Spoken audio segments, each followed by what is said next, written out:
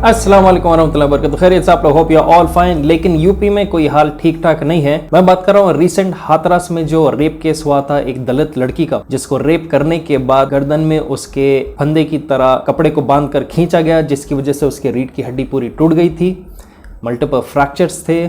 Rape उस victim ने खुद कहा मेरे साथ हुआ, लेकिन यूपी की गवर्नमेंट बता रही है कि रेप का कोई एविडेंस नहीं मिला। फॉरेंसिक डिपार्टमेंट ने कह दिया कि ऐसा कुछ नहीं हुआ और ये सिर्फ एक मामूली झगड़ा था दो खानदानों के बीच में, जिसकी वजह से ये मारामारी हुई थी। लेकिन अब रिपोर्ट्स आ रहे हैं कि यूपी गवर्नमेंट ने एक पीआर एजेंसी को हायर किया था अपना इमेज मेकओवर करने के लिए, और पीआर एजेंसी ने हर एक को ये इंफॉर्मेशन सेंड करना स्टार्ट किया कि रेप कभी हुआ ही नहीं। तो क्या है पीआर एजेंसी का किस्सा? क्यों ऐसा यूपी गवर्नमेंट उन रेपिस्ट को बचाना चाह रही है, या यूपी गवर्नमेंट को बदनाम करने की ये सेक्युलर मीडिया की साजिश? देखते हैं आगे वीडियो में। तो मोदी का जो कैंपेन, जो आईटी सेल्स बहुत एक्साइटेड होकर प्रमोट कर रहे थे, जो था बेटी बचाओ कैंपेन, तो क्या आज वाकई ये बीजेपी के स्टेट में बेटी बचाओ कैंपेन चल रहा, या बेटी को दूसरों से बचाओ ये कैंपेन स्टार्ट हो चुका? इंडिया के हर स्टेट में एक इंफॉर्मेशन डिपार्टमेंट रहता है जो अपने स्टेट के कंप्लीट इंफॉर्मेशन पब्लिक को अपडेट करते रहता है।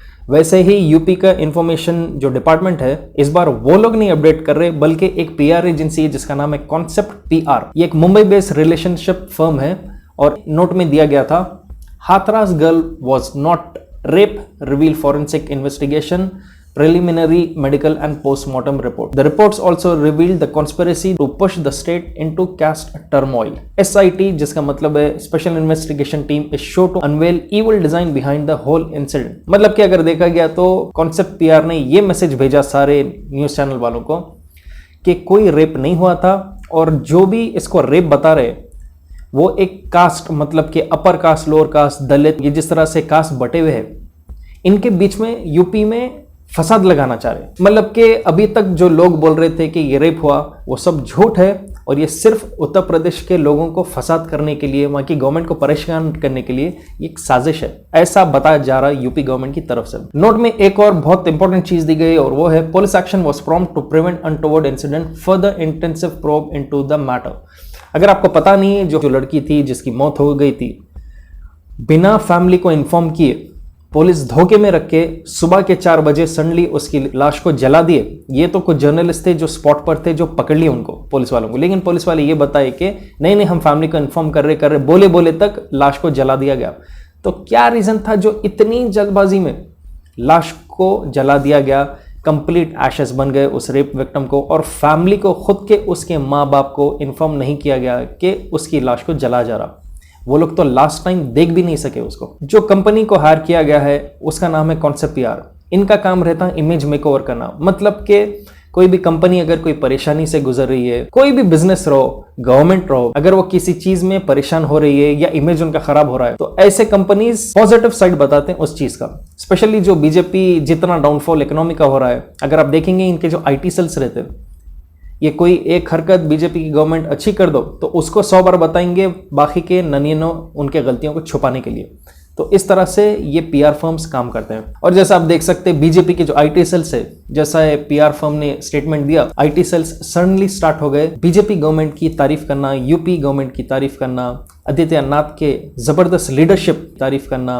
अगर आपको मान करना है कि आईटी सेल्स किस तरह से काम करते हैं, एक गवर्नमेंट की नेगेटिव बात को भी तारीफ में बताने के लिए मैंने इससे पहले भी एक वीडियो बनाया था, वो आप देख सकते हैं। बहुत डिटेल इंफॉर्मेशन है इसके अंदर कि कैसे आईटी सेल्स लोगों को गुमराह करते हैं। यूपी गवर्नमेंट ने यह क्लेम किया कि हाथरस की जो लड़की थी जिसकी मौत हुई वो रेप नहीं हुई, और वो कंफर्म्ड उनकी तरफ से फॉरेंसिक लैब की तरफ से रिपोर्ट आ गया। देखते हैं कि रिपोर्ट क्या वाकई सही था या रिपोर्ट में भी कुछ गड़बड़ियां थी। क्लैरिफिकेशन नोट जो कॉन्सेप्ट पीआर ने दिया, उसके बाद योगी आदित्यनाथ ने कहा कि पूरी तरह से इन्वेस्टिगेट करो कि ये लड़की की मौत को रेप का नाम क्यों दिया जा रहा, और इनफैक्ट ये कुछ पर्सनल दुश्मनी थी क्या, उस पर ज्यादा फोकस करना, क्योंकि रेप तो आउट ऑफ द क्वेश्चन है।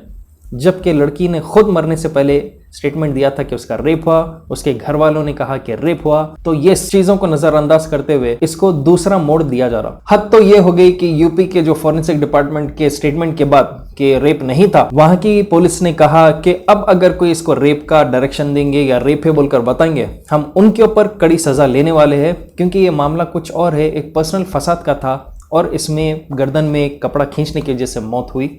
और कोई रीजन नहीं था, जबकि लड़की की जबान काट दिया गया था, रेप कर दिया गया था और साथ ही साथ उसके गर्दन में फंदा बांधकर वहां के जमीन पर खींचा गया, जिसकी वजह से उसकी रीढ़ की हड्डी टूट गई थी। प्रॉब्लम यह है कि वहां के जो सीएम है योगी आदित्यनाथ, जो पूरा साल सिर्फ शहर और गलियों के नाम बदलते रहते और गाय रही तो ज्यादा उसकी रक्षा करते, ये कैंपेन ये लोग क्यों स्टार्ट किए कि वो रेप नहीं था। इसको इंटरनेशनल मीडिया में कवरेज मिलना स्टार्ट हो गया था, जैसे कि न्यूयॉर्क टाइम्स और गार्डियन।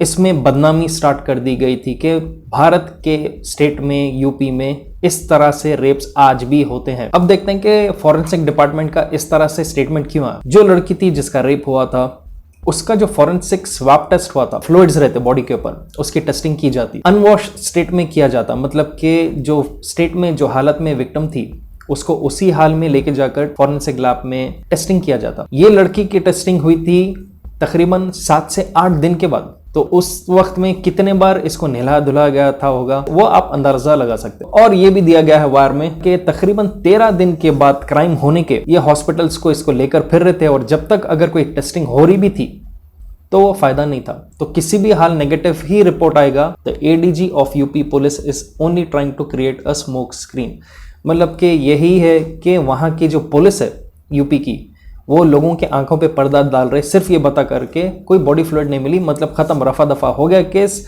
ये कोई पर्सनल फ्लूइड था। दूसरा पॉइंट, रातों रात लाश को जला देना बिना किसी को इन्फॉर्म किए, ना ही उसके घर वालों को इन्फॉर्म किया गया था, ना ही जर्नलिस्ट को इन्फॉर्म किया गया था। सडनली रात में उसकी लाश को लाए, लकड़ियां रख दिए। ये चीज जर्नलिस्ट ने अपने कैमरा में पकड़ा, वो लोग हंगामा शुरू किए और पुलिस उनको करीब नहीं आने दे रही थी, बस बहाने बना के पीछे रख रहे थे। उतनी देर में पीछे 15-20 मिनट के अंदर लाश को पूरी तरह आग भी लगा दिया।